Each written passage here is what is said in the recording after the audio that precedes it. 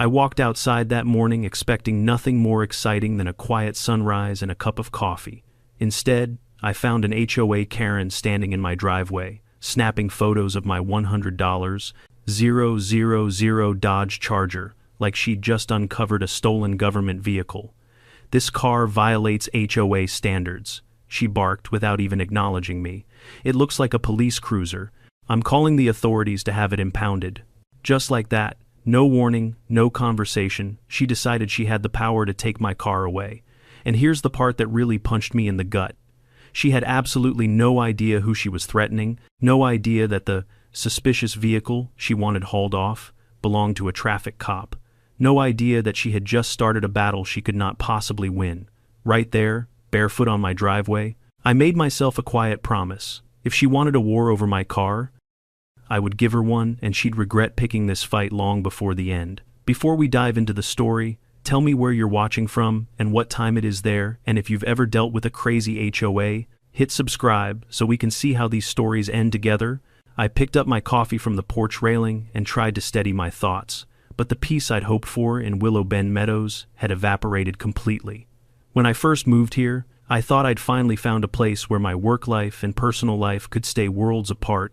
As a traffic cop, well, technically a traffic enforcement lieutenant, I spend my days untangling chaos on the roads, calming down angry drivers, and explaining the same 20 laws 100 different ways. By the time I get home, all I want is silence, privacy, normalcy. That's why I chose this neighborhood. Clean sidewalks, slow streets, manicured lawns. The kind of place where the biggest argument should be over whose dog keeps digging up whose garden. For the first week, I actually believed I'd found my bubble. People waved, kids rode bikes, someone even baked me cookies. It felt like the kind of place where no one cared what you did for a living, as long as you weren't lighting fireworks at 2 a.m. But that illusion shattered the moment Caroline Mathers decided my car didn't fit her vision for the community. 3 days after her first driveway ambush, I received a bright white envelope taped to my door. The logo at the top, Willow Bend Meadows HOA, looked like it had been designed by someone who got too excited with the calligraphy tool. Underneath it, a whole paragraph scolded me for violating the "no commercial vehicles in driveways" rule. According to them, my Charger was too official looking, and I was required to store it inside my garage immediately, which would have been great if my garage wasn't currently gutted and sitting half-finished thanks to the previous owner's brilliant idea to store fertilizer next to electrical wiring. I didn't panic. I didn't even get mad. I simply folded the letter and filed it away. HOA drama wasn't new to me, but usually I saw it from the outside, responding to noise complaints, domestic disputes, street parking arguments that escalated into fistfights. I never expected to star in one, and I definitely didn't expect a woman like Caroline. Every morning after that letter, she marched past my house right at 7:12 a.m., not 7:10, not 7:15, always 7:12, like she had set an alarm labeled "harass Mark." She never stopped, but her phone was always pointed at my car. Every evening around 6:30 p.m., she reappeared this time, pretending to water her already dead potted plants, while sneakily recording from the corner of her yard. The woman was committed. What made it even more surreal was how the other neighbors reacted. Some avoided eye contact, clearly terrified she'd shift her laser focus onto them. A few whispered warnings when she couldn't hear. Carolyn got the Petersons fined 3 times for their Christmas lights, one man muttered while walking his dog. Drove them right out of here. Another neighbor, an older woman with kind eyes, leaned in during a community barbecue and whispered, "Do not let her find a reason to escalate." Last year, she destroyed the family with the basketball hoop, said it invited unsupervised loitering. Whatever that means, I simply nodded, keeping my badge and my amusement to myself. A week after the first letter, a second one arrived. Then a third, each one thicker than the last, each containing printed photographs of my car taken from different angles, with yellow circles around the tinted windows and red arrows pointing at the antenna. The last letter said, in bold font, "Final notice before enforcement action." That part made me laugh. If only she knew how many officers, chiefs, and sheriffs I dealt with daily, and how many of them would have loved to see this situation unfold. Still, a small part of me wanted this to stop before it spiraled out of control, so I went to the next HOA meeting, hoping maybe seeing me as a calm, polite neighbor might diffuse things. It did not. The meeting was held in the clubhouse, a room that smelled like air freshener and stale resentment. I slipped into a chair in the back. Caroline strutted to the podium like she was about to argue a Supreme Court case. A projector screen lit up behind her with a title slide, "Protecting Our Community's Aesthetic Integrity." Oh boy. She clicked to the next slide, and I nearly spit out my water. It was a giant photo of my car, then another, and another. 7 different angles, each one zoomed in, as if she was documenting a rare species in the wild. Every slide came with dramatic captions: suspicious vehicle, potential law enforcement impersonation, a threat to property values. The room filled with uncomfortable shifting and strained smiles. One guy coughed so loudly I thought he might be choking just to cover his laughter. Caroline went on for nearly 20 minutes, pacing like a general preparing troops for battle. She talked about how vehicles with authoritative appearances ruin the peaceful feel of the neighborhood. She warned that if we allowed one, soon the streets would be flooded with ambiguous, government-adjacent cars. I sat silently, sipping coffee, wondering what alternate universe I'd wandered into. Finally, she unveiled her master plan, a brand new HOA rule requiring every vehicle to be submitted for board approval before being allowed to park outside. Not just commercial vehicles, every vehicle. People blinked. A couple stared at the ceiling like they were asking invisible angels for help. Caroline didn't care. She clicked to graphs she had literally made fake graphs, showing how property values had supposedly dropped 12% since my suspicious car arrived. It was insane. Every real estate site online showed they were steadily rising, but truth wasn't the point to her. Control was. After the meeting, several neighbors approached me, apologizing on Caroline's behalf like she was a misbehaving toddler they were stuck babysitting. "Just hang in there," one whispered. "She'll get bored eventually." Unfortunately, boredom was the last thing on her schedule. 2 mornings later, I glanced out the window and froze. A tow truck sat in my driveway, the driver crawling toward my Charger with a metal hook in hand, and there she was, Caroline, arms crossed, face smug enough to power a small city. My calm finally cracked, but only slightly. I stepped outside, showed the driver my registration, and watched the blood drain from his face when he realized exactly what kind of vehicle this was. He unhooked his equipment so fast you'd think the Charger was ticking like a bomb. I wasn't told this was this kind of car," he stammered before practically sprinting back into his truck. Caroline stomped after him, shouting, "You get back here? That vehicle is unauthorized." The truck peeled out of the neighborhood so fast I could have written him a ticket. Caroline spun toward me, red-faced and shaking. "This isn't over," she hissed. "I'll call the police myself." That was the moment I knew this story was about to get far more entertaining. Because the day she called the police was the day she would learn exactly who she'd been messing with. If I thought Caroline's obsession had reached its peak with the tow truck, I severely underestimated her capacity for dramatic escalation. Most people, after being publicly embarrassed by a fleeing tow driver, might dial things back, maybe take a day or two to reevaluate their life choices. Not Caroline Mathers. She seemed to interpret the event as a personal challenge, an invitation to dig deeper, push harder, and prove to the entire neighborhood that she, and she alone, controlled Willow Bend Meadows. The very next morning, she began what the neighbors later nicknamed Operation Neighborhood Clean Sweep.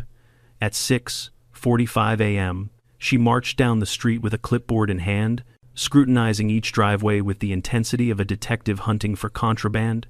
She took photos of bicycles left slightly askew, trash cans positioned an inch too far from the garage, and a garden gnome she deemed too tacky for community standards.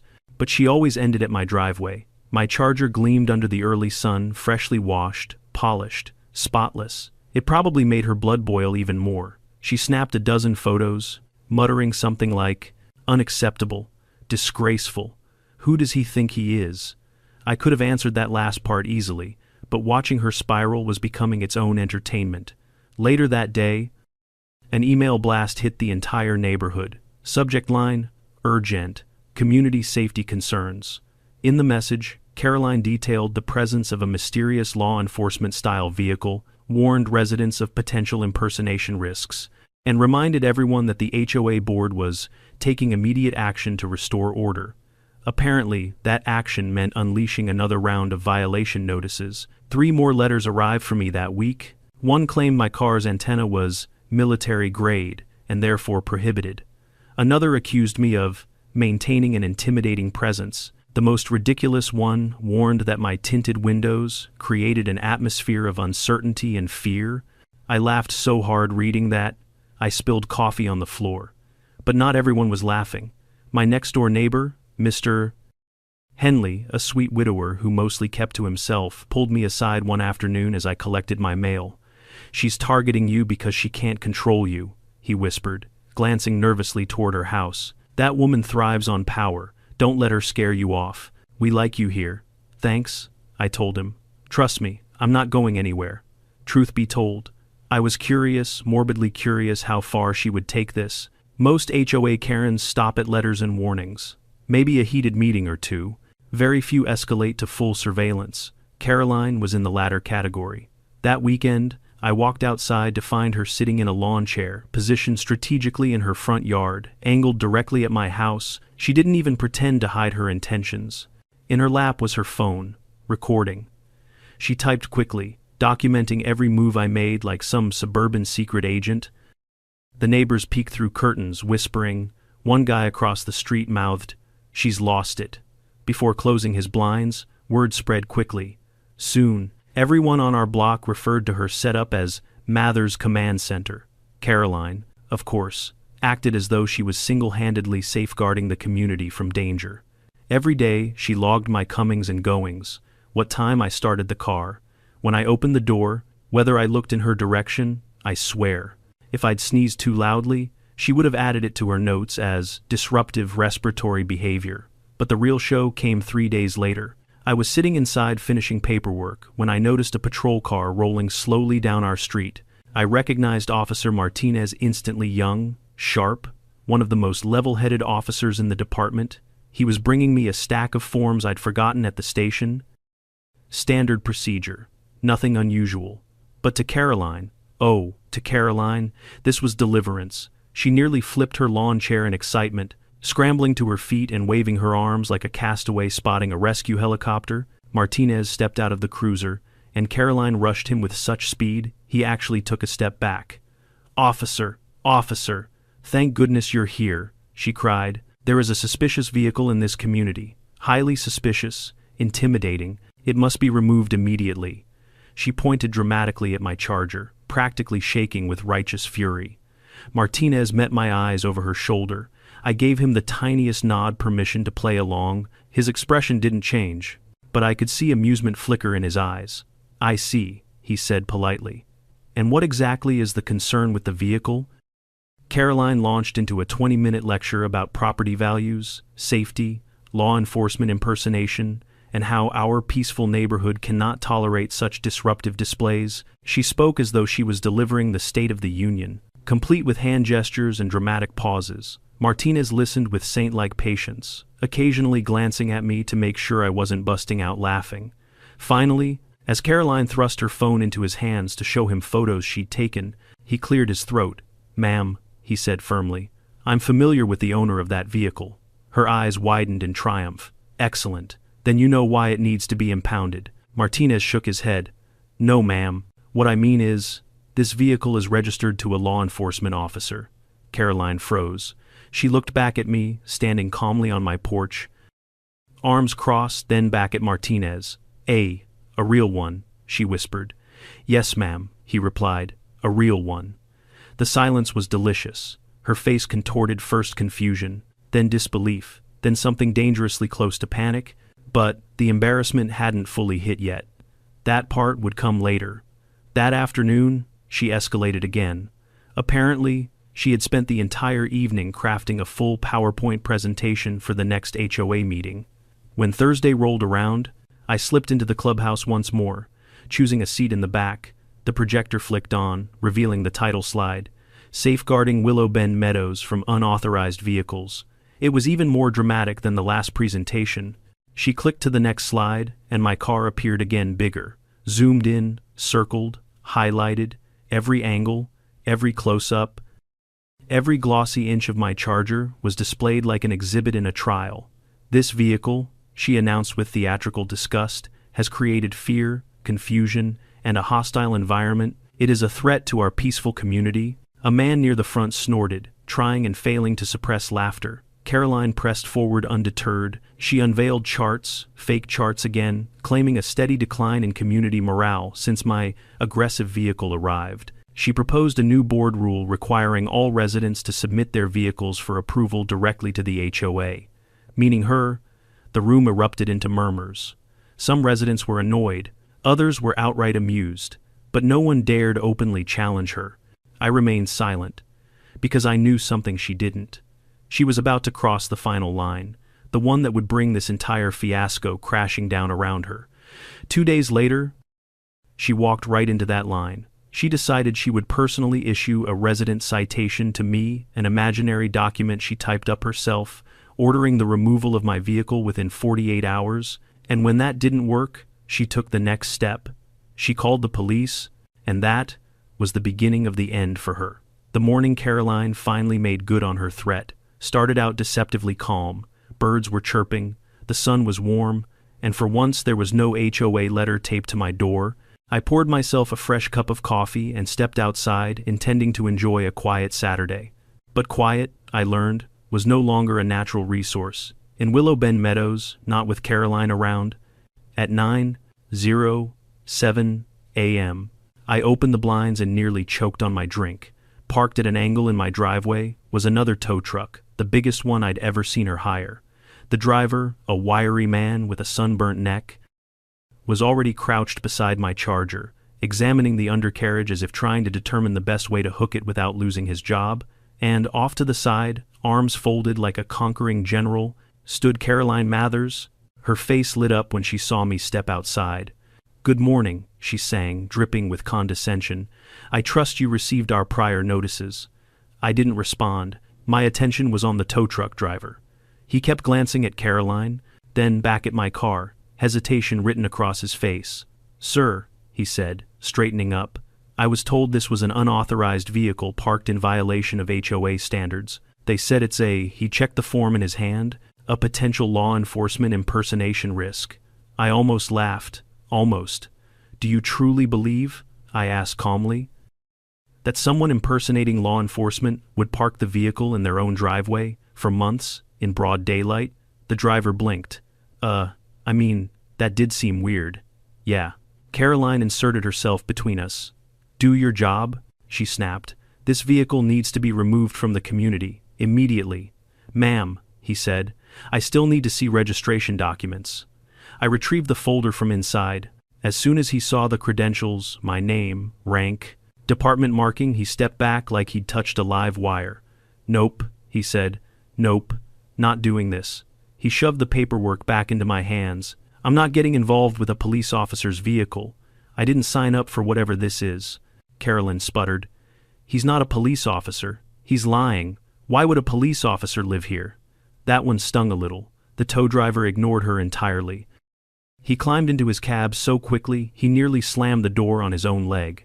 Moments later, the truck roared to life and sped out of the neighborhood like he was fleeing a crime scene. Caroline turned scarlet. "This is not over," she hissed, jabbing a finger at me. "If I have to call the police, I will." I smiled. "Please do." For a split second, she looked thrown off, confused, as though she expected resistance instead of cooperation. But then her expression hardened into the familiar mask of entitled determination, and she made the call. What she didn't know, what made the situation so perfectly poetic, was that our dispatchers already had my address flagged. Officers knew I lived here. They knew my vehicle. They knew me, which meant the officer assigned to respond would be someone who knew exactly what they were walking into. 10 minutes later, I heard the faint hum of a police cruiser. Caroline heard it too. She straightened her posture, smoothed her hair, and plastered on a self-satisfied smile so wide you'd think she'd just won the lottery. The cruiser turned the corner. Caroline waved both arms wildly, beckoning the poor officer like she was summoning a taxi in the middle of Times Square. He parked along the curb, and the door opened. Out stepped Officer Ryan Keller. Perfect. Keller was one of the sharpest patrol officers we had, professional to the core. But he also had a sense of humor, and he knew exactly who I was. Caroline sprinted toward him before he could even shut his door. "Officer, Thank goodness you're here. This man," she jabbed her finger toward me like she was identifying a global fugitive, "has a police-style vehicle illegally parked on this property. He has ignored every HOA notice, every citation, every order to remove it. I want it impounded right now." Keller blinked slowly, glancing from her to me. "Is that so?" he asked. "Yes," Caroline continued. "He is impersonating law enforcement. I fear for the safety of our residents." Keller nodded thoughtfully. "I see." He spoke with the tone of someone examining a child's drawing while searching for the right level of polite praise. Caroline thrust her phone toward him. "I have proof, photos, videos, time-stamped documentation of his violations." Keller looked down at her screen, scrolling once or twice, then looked up at me with raised eyebrows. I shrugged. "She's been very dedicated." He cleared his throat, straightened his uniform, and addressed her with the seriousness of a man about to deliver life-changing news. "Ma'am," he said firmly, "I'm familiar with the owner of this vehicle." Caroline leaned in triumphantly. "Wonderful. Then impound it immediately." Keller's lips twitched. "No, ma'am, that's not what I meant." She froze. Keller turned toward me and saluted lightly. "Good morning, Lieutenant Delaney." The silence that fell over Willow Bend Meadows could have swallowed the entire street. Several neighbors had gathered by then, some pretending to garden, some pretending to check mail, some not even pretending anymore. Phones were out, cameras rolling. It was an audience, and they knew a show-stopping twist when they saw one. A full 5 seconds passed before Caroline's brain processed what she'd just heard. "Lieutenant," she whispered, You're a police officer." "Not just a police officer," Keller said almost cheerfully. "He's our traffic enforcement lieutenant, the reason half your neighborhood speeds less than they used to." The neighbors burst into whispers and muffled laughter. Caroline's complexion shifted through a spectrum of shades, white, pink, red, and finally a deep crimson that belonged on a fire truck. But, you let me send all those notices," she stammered. "You let me call a tow truck. You seemed passionate," I replied with a shrug. "Didn't want to interrupt your hobby." Someone across the street actually clapped. Another cheered. Mr. Henley leaned against his mailbox, laughing so hard he had to wipe away tears. Keller tried. He really tried to stay professional, but even he cracked a smile.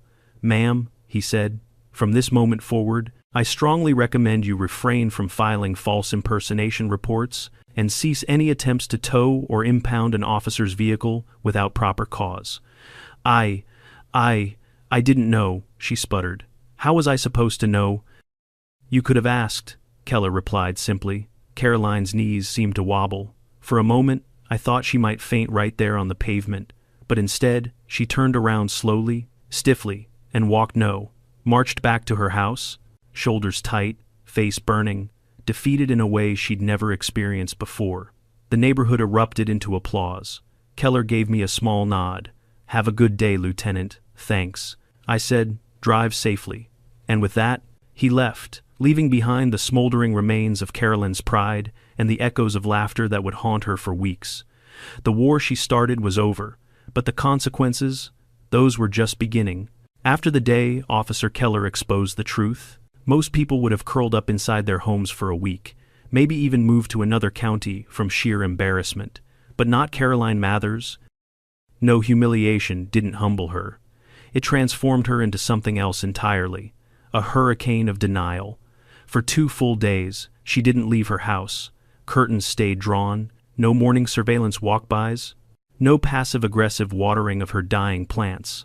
The street felt unnervingly calm, like the eye of a storm quietly gathering strength. On the 3rd day, the storm hit, at 7:00 a.m. sharp. Just as I stepped out to grab the newspaper, her front door flew open. Out marched Caroline back straight, chin high, dressed in full HOA battle armor, pastel blazer, clipboard, oversized sunglasses, and a pen tucked behind her ear like she was preparing to write citations for the whole world. She walked directly toward me, heels stabbing the sidewalk. "We need to talk," she announced. I didn't move. "Morning, Caroline." She inhaled sharply, trying to regain the authority she'd lost so spectacularly. "I spoke with the HOA board," she said, "and contrary to what you may believe, your rank does not exempt you from community regulations." I sipped my coffee. "I never claimed it did." She faltered for half a second, just enough to break her rhythm, then continued. "You're Automobile, she said, as if the word automobile pained her, is still in violation of aesthetic standards. Even if you are, she made air quotes, a traffic lieutenant, it remains inappropriate for display. Inappropriate is not the same as illegal, I replied. It lowers the curb appeal, she insisted. Maybe to you. Her jaw clenched. For a moment, I thought she might try to rip the badge off my chest, just to prove something. Instead, she pulled a paper from her clipboard and thrust it forward. This is a petition, she declared. To impose mandatory garage storage for specialized vehicles, I have already collected 14 signatures. I glanced at the sheet. 12 of the signatures belonged to the same person, her. She'd just varied the handwriting slightly.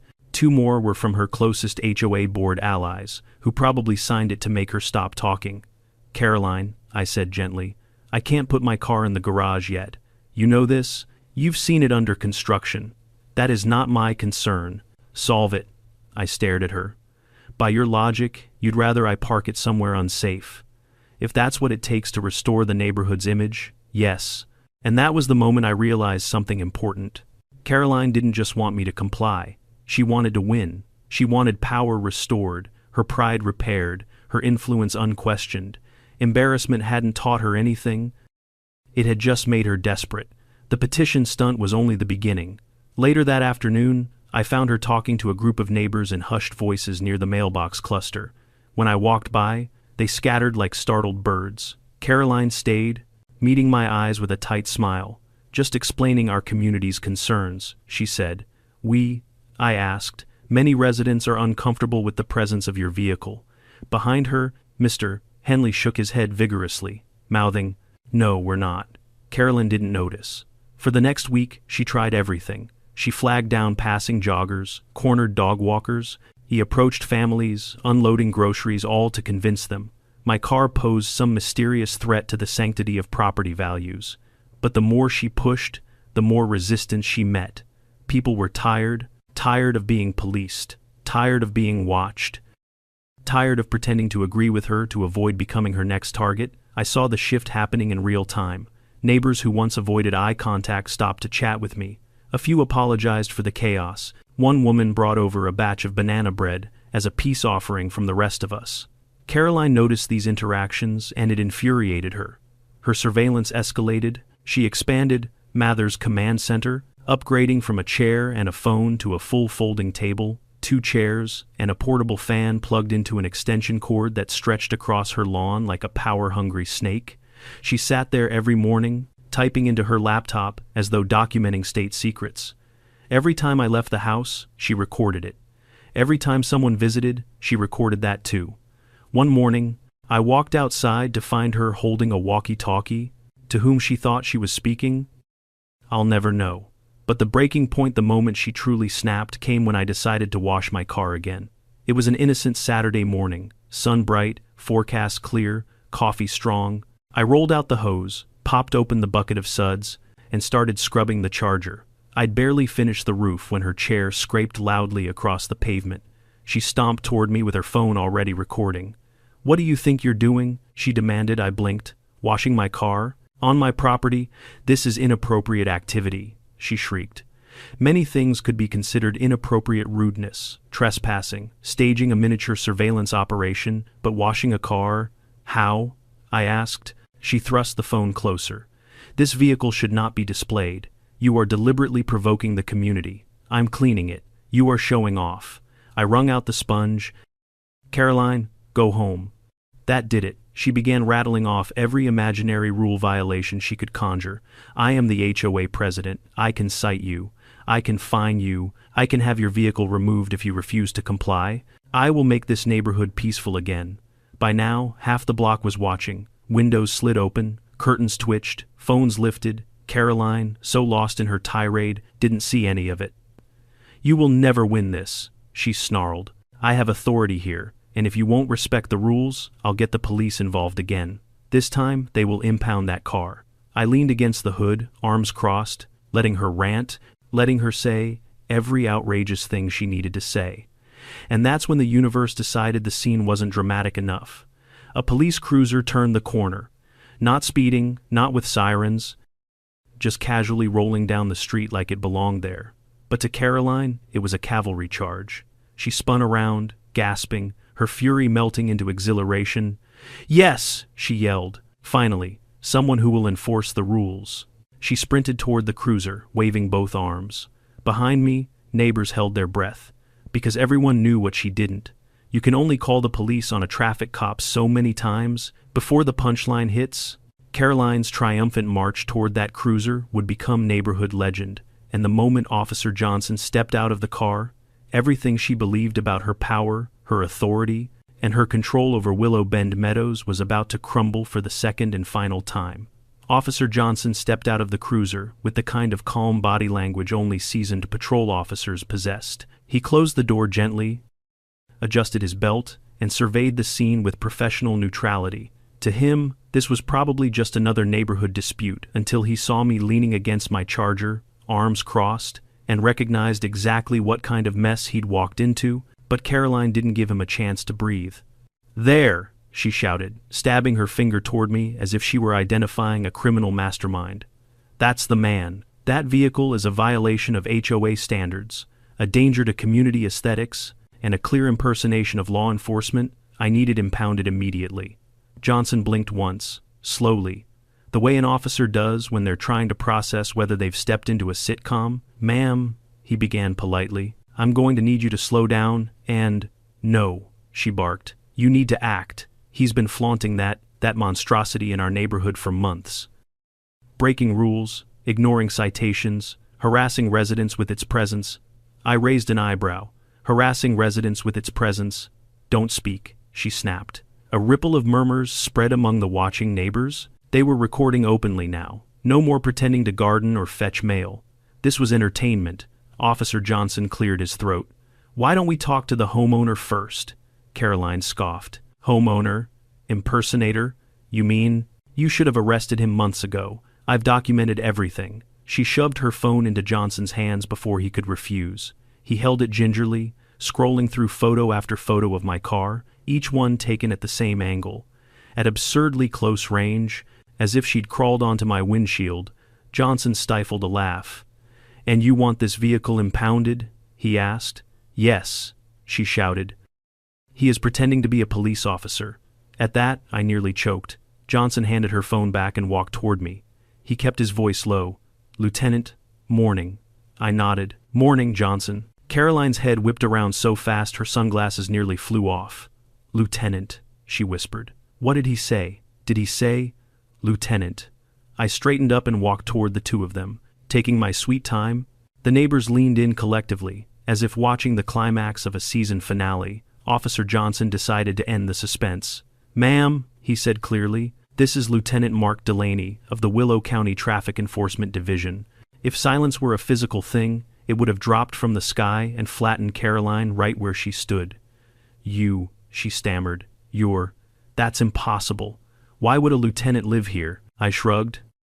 "Affordable mortgage." Johnson cracked a smile and coughed to hide it. Caroline's jaw opened and closed like a malfunctioning puppet. But your car is... You can't just... Why didn't you tell me?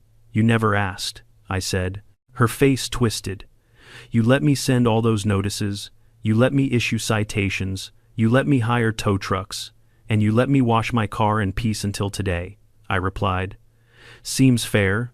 A burst of laughter erupted from the crowd. Someone clapped. Someone else yelled, "Tell her again." "Even Mr." Henley yelled. "We've been waiting for this moment." Johnson cleared his throat, trying desperately to stay professional, and addressed Caroline. "Ma'am, filing false reports, attempting to tow a police vehicle, and harassing a law enforcement officer are serious offenses. I'd strongly advise against any further action." "But I was enforcing the rules," she protested weakly. "HOA rules don't override state law," Johnson said, "or reality." Her shoulders slumped, her clipboard dangled from limp fingers. She looked like a queen whose castle had just been bulldozed. She turned toward me, voice barely above a whisper. "Why didn't you just tell me who you were?" "Because," I said simply, "I wanted to see how far you'd take it, and now I know." Her sunglasses finally slipped off her hair and fell into the street. She didn't even try to pick them up. She just turned, stiffly, robotically, and walked back toward her house. Not a stomp, not a run, just a slow, defeated shuffle. As her door slammed shut, the neighborhood erupted into cheers. Honest-to-God applause echoed between the houses like we were at a live performance. Johnson leaned toward me. We definitely need body cameras for HOA calls. Don't give the board ideas, I muttered. He snorted, tipped his head in a goodbye gesture, and drove off. The crowd began to disperse, but not without a barrage of comments. About time.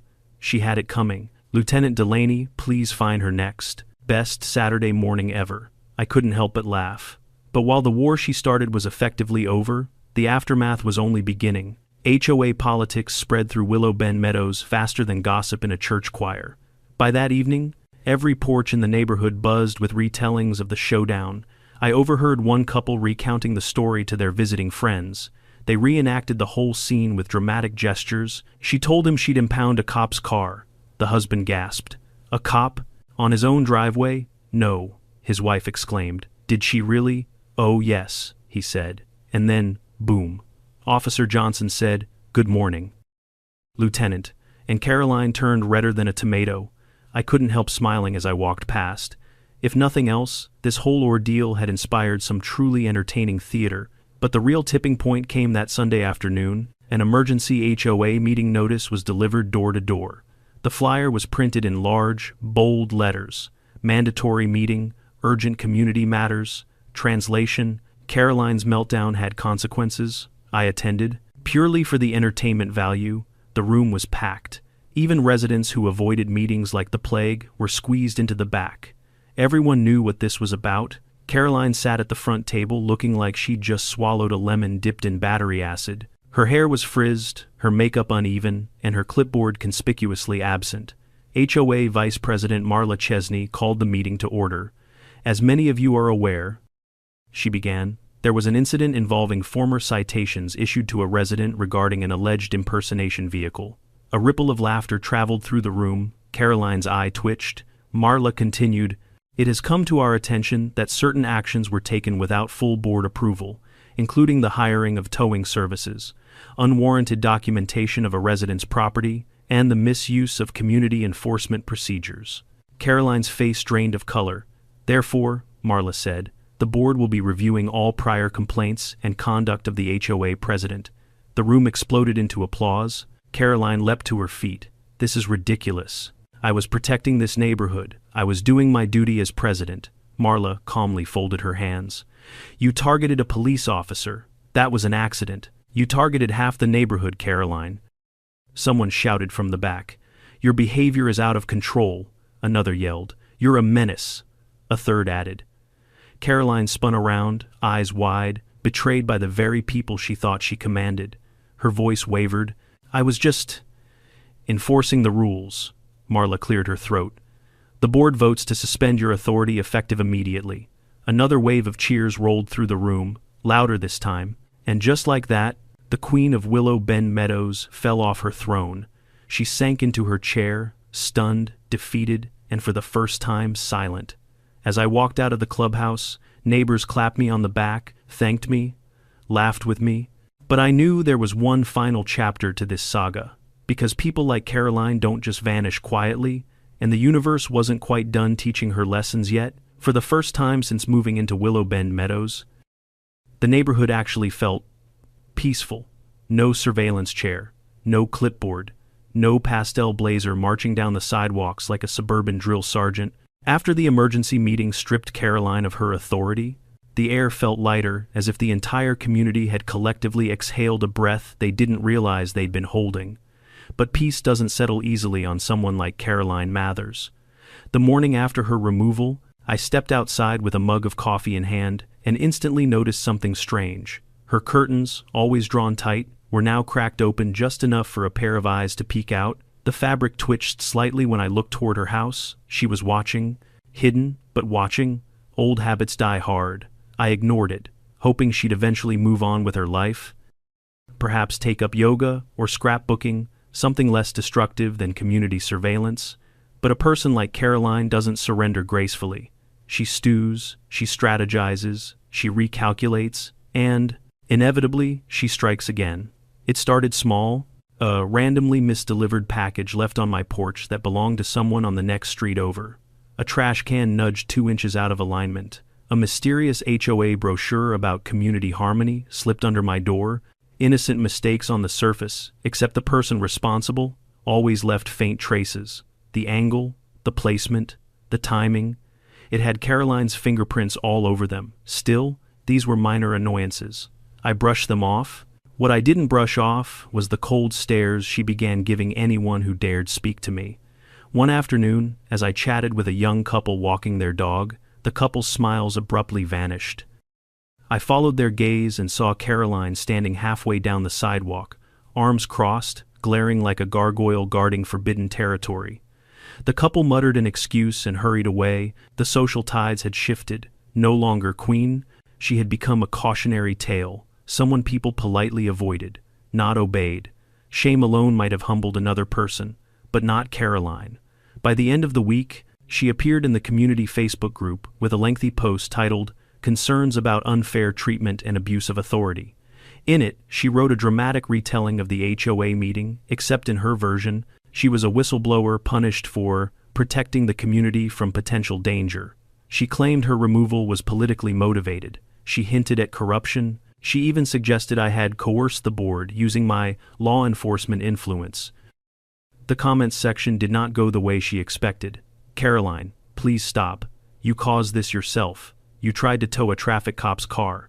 How do you not see the problem? We all just want a peaceful neighborhood." She replied to each comment with escalating anger until the admin muted her for 24 hours.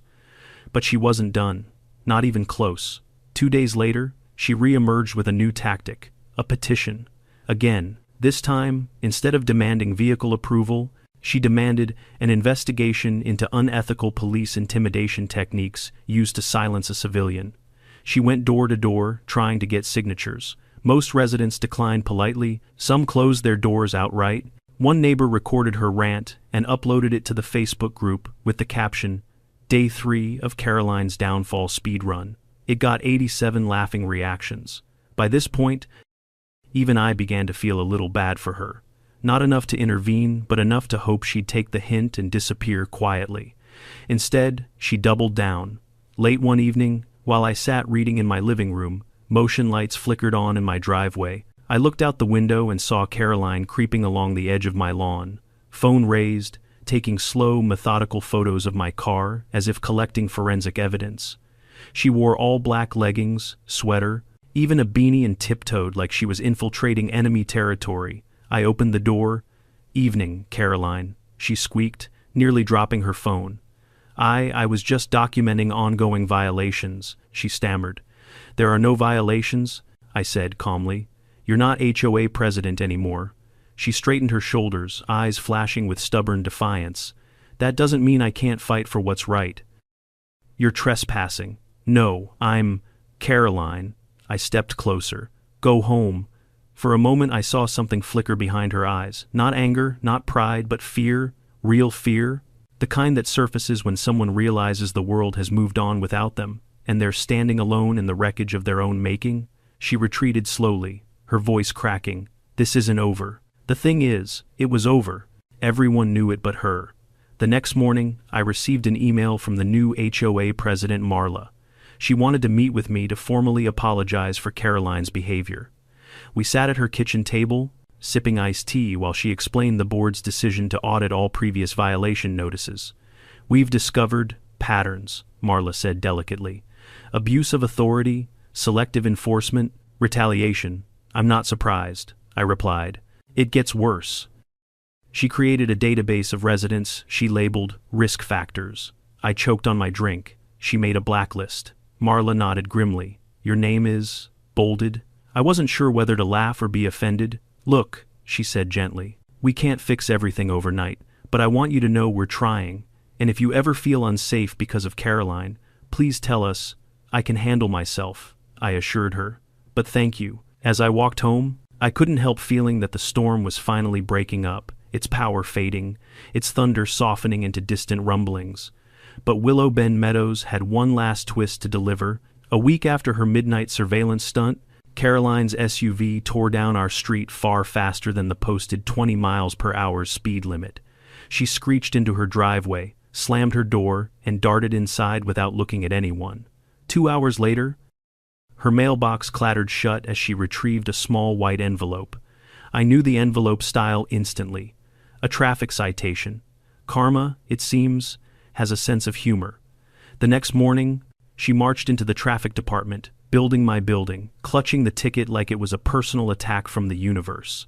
I was finishing reports when I heard the unmistakable sound of her voice echo across the lobby. I demand to speak to someone in charge. This ticket is unjust. An officer poked his head into my office. Lieutenant, you might want to see this. I stepped into the lobby. Caroline froze. Her jaw dropped. The color drained from her face. I offered her the most polite smile I could manage. Hello, Caroline. How can I help you today? She didn't speak for a full 5 seconds. Then, very quietly, she whispered, Of course. Why? I took the ticket from her trembling hand and processed it with complete fairness. No special treatment, no added sting, just the law. When she left, she didn't yell, she didn't argue, she didn't even glare. She just walked out the door with a strange, humbled silence. For the first time since I'd met her, she seemed human, and maybe, just maybe, she'd finally learned something. For days after the ticket incident at the traffic department, Willow Bend Meadows existed in a kind of uncertain calm, like everyone was waiting to see what version of Caroline would re-emerge. The tyrant who ruled with a pastel blazer and a clipboard, or the humbled woman who had walked out of my office with quiet resignation. Even I didn't know which one to expect. But something had changed in her. For the first time since I moved to the neighborhood, Caroline didn't stare me down from behind her curtains. No more surveillance chair, no more pacing the sidewalk with her phone camera poised like a weapon. Her house became strangely quiet, lights on at night, blinds half open during the day, but no activity. Neighbors exchanged whispers about her absence, unsure whether to be relieved or concerned. A few residents even came to my door just to update me. Her car hasn't moved in 3 days. She didn't come to the gardening club. She walked right past me and didn't correct the placement of my trash bin. I almost fainted. Everyone had an opinion, but nobody had an answer. It wasn't until the following Saturday morning that I finally saw her again. I was fixing a loose board on my fence when her front door opened. She stepped out, slowly, cautious, almost timid, and paused on her porch, like someone taking in sunlight after being underground. She didn't glance at my car. She didn't glare at me. She simply walked down her driveway, checked her mailbox, and returned inside without a word. I stared after her, caught off guard. That was it. No drama, no accusations, no sudden declaration of a new HOA committee designed specifically to audit the vehicular compliance of property exteriors. It seemed impossible, and yet it was real. The neighborhood, sensing the shift, began breathing again. Children played outside without her critiquing their chalk drawings. Families took walks without her timing the length of their conversations. People watered their lawns without worrying. She'd lecture them about water pressure ratios. The change was subtle at first, but within a week, Willow Bend Meadows felt like a community again, instead of a kingdom. And against all odds, life began to return to normal. One afternoon, I found myself sitting on my porch, sipping iced tea and watching the sunset paint the houses orange. A few neighbors waved as they walked by. Someone's dog barked playfully across the street. A group of kids rode their scooters past my driveway, one shouting, "Hey, Mr. Delaney," before speeding off. For the first time since moving here, I felt at home. But as peaceful as things seemed, I knew the story wouldn't truly end until the neighborhood and Caroline faced what came next. That moment arrived during the next official HOA meeting. The clubhouse was packed. Word had spread quickly. The board was ready to reveal the results of the internal audit they had launched into Caroline's prior conduct. The audit had examined every violation notice, every fine, every record she had kept, many of which she had written by hand.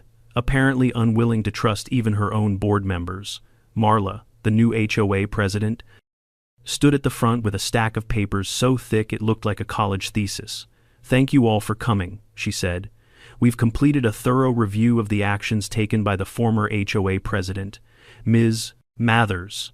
A murmur spread through the room. All eyes drifted to Caroline, who sat stiffly in the second row, hands clasped in her lap. She looked smaller, somehow still proud, still upright, but not burning with the same fervor she once wielded like a weapon, Marla continued. We discovered that many of the citations issued were not only unjustified, but targeted. She paused for emphasis. Targeted at specific residents, often without cause. A few heads turned toward me. We also found evidence of selective enforcement, harassment, and fabrication of community complaints. In at least 9 cases, Ms. Mathers filed violations under false names. A gasp rippled through the room. One neighbor whispered, "I knew my cousin Sarah didn't actually report my welcome mat." Marla sighed. Given the severity of these findings, the board has unanimously decided on the following actions. All citations issued during Ms. Mathers' tenure will be voided, all fines will be refunded, and all future enforcement decisions will require full board approval, not unilateral authority. Applause erupted. But Marla wasn't finished. We would also like to extend a formal apology to Lieutenant Delaney for the harassment and undue stress caused by false impersonation claims and attempts to remove his vehicle. Dozens of eyes turned toward me. I simply nodded. And finally, Marla said, "Ms. Mathers has agreed to permanently step down from any leadership role within the HOA." The applause was thunderous, genuine, cathartic. Caroline didn't argue. She didn't protest. She didn't storm out. She simply sat there, staring at the floor, her face unreadable. For the first time, she seemed to understand the magnitude of the damage she had caused, not just to me, but to everyone around her. After the meeting ended, residents gathered outside the clubhouse, chatting happily, relieved the chaos was finally behind them. That's when I saw her. Caroline stood alone near the walkway, holding a small folder against her chest. She wasn't glaring at anyone. She wasn't demanding control. She wasn't even pretending to be unfazed. She looked tired. As I stepped past her, she spoke without raising her eyes. "Lieutenant Delaney," I paused. "Yes, I wanted to say I'm sorry." The words were soft, but heavy, like they cost her something to release. "For what exactly?" I asked gently. She swallowed. "For all of it, the letters, the meetings, the accusations. I wasn't handling things well." I nodded slowly. "I appreciate the apology." She looked up then, and for the first time since I had met her, there was no fire in her eyes, no defensiveness, no superiority, just a woman who finally realized the consequences of her actions. "I hope," she said quietly, "that someday this neighborhood will remember me for something else." "That's up to you," I replied. She gave a small, sad smile. "I know." She walked away, shoulders slumped, but lighter somehow. As I headed home, I realized something important. Justice isn't always about punishment. Sometimes it's about truth finally being acknowledged. Sometimes it's about the community healing. And sometimes it's simply about people becoming better versions of themselves after being forced to face their worst. The next time I saw Caroline was at the grocery store a few weeks later. She noticed me first, and instead of ducking away or pretending not to see me, she gave me a small, respectful nod. And I nodded back. Not friends, not enemies, just neighbors. And for Willow Bend Meadows, that was more than enough. Stories like this always remind me of something simple but often forgotten. Authority without humility becomes a weapon, power without empathy becomes destruction, and pride, when left unchecked, can turn even a quiet suburban street into a battleground. But the opposite is also true. Communities thrive when people listen, when they admit mistakes, when they choose fairness over ego and respect over control. Sometimes the greatest lessons come wrapped in embarrassment, but they still offer us a chance to grow if we're willing to learn. So tell me, have you ever faced an HOA nightmare like this? Share your own story in the comments, and don't forget to subscribe so you never miss how these battles unfold, and how they end with the justice they deserve.